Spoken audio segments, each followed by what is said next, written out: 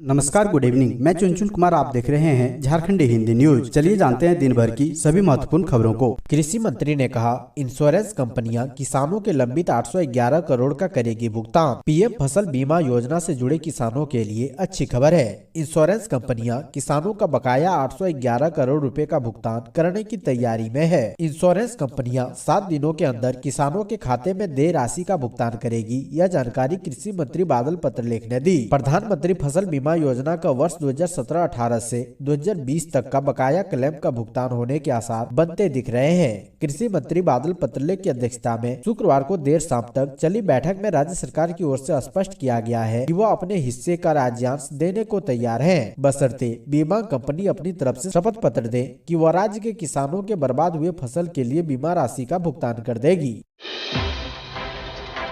जल्द कटा ले 1 रुपए का टोकन। झारखंड में सुखाड़ राहत के लिए रजिस्ट्रेशन की बढ़ी तिथि। राज्य के 22 जिलों के सूखाग्रस्त 226 प्रखंडों के किसान के लिए बेहद अहम सूचना है। अगर किसान सुखाड़ राहत के लिए 3500 रुपए की सरकारी सहायता पाना चाहते हैं तो उनके लिए अब भी समय है। पहले राज्य के कृषि मंत्री बादल पत्रलेख ने 30 नवंबर तक 1 रुपए के टोकन कटाकर सुखाड़ राहत योजना का लाभ देने की बात कही थी, जिसे अब बढ़ा दिया गया है। राज्य के कृषि निदेशालय उप निदेशक मुकेश कुमार सिन्हा ने इसकी जानकारी देते हुए कहा है कि अभी तक राज्य में 4.5 लाख किसानों ने सुखाड़ राहत के लिए आवेदन किया है। उन्होंने कहा कि 22 जिलों के इन 226 सुखाड़ग्रस्त प्रखंडों के करीब 32 लाख किसान को राहत मिलना है। ऐसे में बड़ी संख्या किसानों की है जिन्होंने अभी तक राहत के लिए आवेदन नहीं किया है। उन्होंने कहा कि राज्य के प्रज्ञा केंद्रों और कॉमन सर्विस सेंटर में जाकर अन्नदाता सिर्फ 1 रुपए के टोकन मनी जमा कर सुखाड़ राहत के लिए अभी भी आवेदन कर सकते हैं।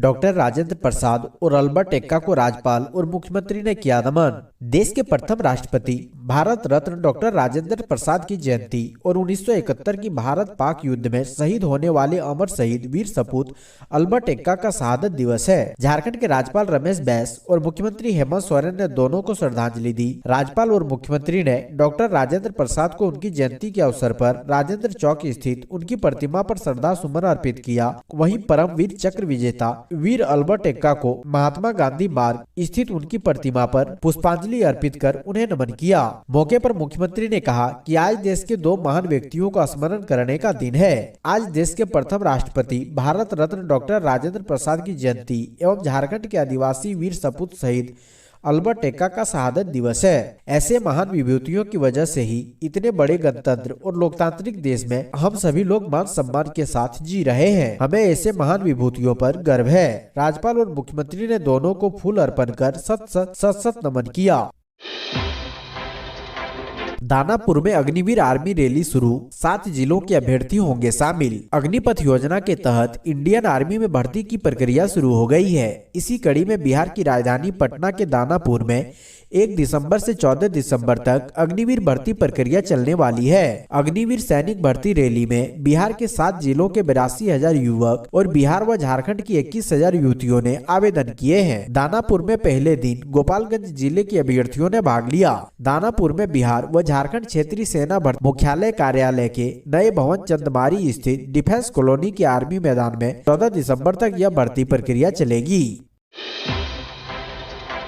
खुट्टी में शिक्षा का विस्तार करने की तैयारी तेज, बाराबंकी और कर्रा में बनेगा डिग्री कॉलेज। खुट्टी में शिक्षा का विस्तार करने की तैयारी तेज हो गई है। नक्सल प्रभावित जिला में कॉलेज शुरू करने की कवायद शुरू हो गई। खुट्टी के बाराबंकी और कर्रा में डिग्री कॉलेज बनाए जाएंगे। नक्सल प्रभावित जिलों को ज्ञान भूमि बनाने के लिए जिला प्रशासन जुट गया है। यहाँ के छात्रों को जिला में ही बेहतर शिक्षा मिल सके, इसके लिए कई कार्य योजनाओं को अमली जामा पहनाने का प्रयास भी प्रारंभ हो गया है। बहुत ही जल्द जिला के अति नक्सल प्रभावित अड़की प्रखंड अंतर्गत बीरबांकी और कर्रा में डिग्री कॉलेज और खुट्टी में महिला कॉलेज होगा। साथ ही खुट्टी में शिक्षा के स्तर सुधारने के लिए जिला एवं university engineering college, teacher training college खोलने के प्रस्ताव को भी अमली जामा पहनाने की प्रक्रिया शुरू होने वाली है। खुट्टी में शिक्षा का विस्तार करने की तैयारी तेज, बीरबांकी और कर्रा में बनेगा डिग्री कॉलेज।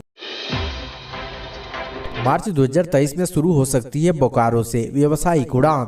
सब कुछ ठीक ठाक रहा तो अगले साल मार्च महीने से बोकारो हवाई अड्डे से व्यावसायिक उड़ानें शुरू हो जाएगी। एनओसी मिलते ही व्यावसायिक उड़ान शुरू करने के लिए उद्घाटन की तारीख मुकर्रर की जाएगी। एयरपोर्ट अथॉरिटी के एजीएम प्रियंका शर्मा ने ये जानकारी दी। उन्होंने बताया कि शुरुआती दौर में कोलकाता के लिए फ्लाइट सेवा शुरू होगी। गौरतलब है कि पिछले दिनों बोकारो एयरपोर्ट के दौरे पर आई एयरपोर्ट अथॉरिटी ऑफ इंडिया की टीम ने अपनी रिपोर्ट संबंधित अधिकारियों को सौंप दिया है। सूत्रों के मुताबिक नागर विमानन महानिदेशालय यानी DGCA भी जनवरी में बोकारो का दौरा कर सकता है। टीम की रिपोर्ट सौंपने के बाद उड़ान का रिहर्सल किया जाएगा। बता दें कि एयरपोर्ट के सारे निर्माण कार्य पूरे हो चुके हैं। यात्रियों को दी जाने वाली मूलभूत सुविधाएं उपलब्ध हो चुकी है। पारा शिक्षकों को 3 दिनों का अल्टीमेटम, प्रमाण पत्रों की नहीं कराई जांच तो जाएगी नौकरी। राज्य में समग्र शिक्षा अभियान के तहत कार्यरत उन पारा शिक्षकों को 3 दिनों का और समय दिया गया है जिन्होंने अभी तक अपने प्रमाण पत्रों का सत्यापन नहीं कराया है। यदि ऐसे पारा शिक्षक 5 दिसंबर तक अपने शैक्षणिक एवं प्रशैक्षणिक प्रमाण पत्रों की फोटोकॉपी जांच के लिए जमा नहीं करेंगे तो उनकी सेवा समाप्त कर दी जाएगी। उन्हें अपने प्रमाण पत्रों को जिला परियोजना कार्यालय में जमा करना है। झारखंड शिक्षा परियोजना परिषद ने इस संबंध में सभी पारा शिक्षकों को नोटिस जारी कर दिया है। कहा गया है कि यदि वे उक्त तिथि तक अपना प्रमाण पत्र जमा नहीं करते हैं तो यह माना जाएगा कि या तो उन्हें शैक्षणिक, प्रशैक्षणिक एवं टेट उत्तीर्ण होने का प्रमाण पत्र अनियमित है या उसके पास वैध अर्हता नहीं है। ऐसे में उनके खिलाफ 31 दिसंबर तक विभाग की कार्रवाई करते हुए उन्हें कार्य मुक्त करने की कार्रवाई की जाएगी। ऐसे सभी पारा शिक्षक उसके बाद कार्य नहीं कर सकेंगे तथा अगले माह से उनका जनवरी माह के मानदेय का भी भुगतान नहीं किया जाएगा। CISCE बोर्ड एग्जाम 2023 10वीं 12वीं बोर्ड एग्जाम की डेट जारी। रांची जोन से इतने छात्र होंगे शामिल। Council for the Indian school certificate examination ने 10वीं 12वीं बोर्ड परीक्षा की तिथि की घोषणा की है। 10वीं की परीक्षा 27 फरवरी से 29 मार्च तक होगी। वहीं 12वीं की परीक्षा 13 फरवरी से 31 मार्च तक चलेगी। 2 माह बाद रिजल्ट भी घोषित कर दिया जाएगा। 10वीं की परीक्षा दिन के 11 बजे से दोपहर 1 बजे तक होगी। वहीं 12वीं की परीक्षा दोपहर 2 बजे से शाम 5 बजे तक होगी। रांची जोन की समन्वय सुफल एक्का ने कहा कि 10वीं और 12वीं बोर्ड की परीक्षा में 5000 विद्यार्थी शामिल होंगे। अपराधियों ने की दुमका सेंट्रल जेल पर फायरिंग, जेलर के नाम पर छोड़ा लेटर। झारखंड में सबसे सुरक्षित माने जाने वाली दुमका सेंट्रल जेल पर बाइक सवार 2 अपराधियों ने देर शाम 3 गोलियां चलाई, जिसमें अब जेल की सुरक्षा को लेकर सवाल उठने लगे हैं। बताया जा रहा है कि शाम में अपराधियों ने गेट दीवार के ऊपर 3 गोलियां चलाई। अपराधियों ने जेलर के नाम एक धमकी भरा पत्र सेंट्रल जेल के गेट पर फेंक कर चलते बने। पुलिस मौके पर पहुंचकर घटना की छानबीन कर रही है। अपराधियों की पहचान के लिए सेंट्रल जेल के आसपास लगे CCTV को खंगाला जा रहा है। फेंके गए धमकी भरे खत में यह पता लगाया जा रहा है कि दुमका सेंट्रल जेल में बंद अमन सिंह के गुर्गों ने इस घटना को अंजाम दिया है। गौरतलब है कि धनबाद के नीरज सिंह हत्याकांड में अमन सिंह की गिरफ्तारी हुई थी। उसे दुमका सेंट्रल जेल शिफ्ट कर दिया गया था। उस खत में साफ साफ लिखा हुआ है कि अमन सिंह को दुमका सेंट्रल जेल से दूसरे जेल में ट्रांसफर किया जाए।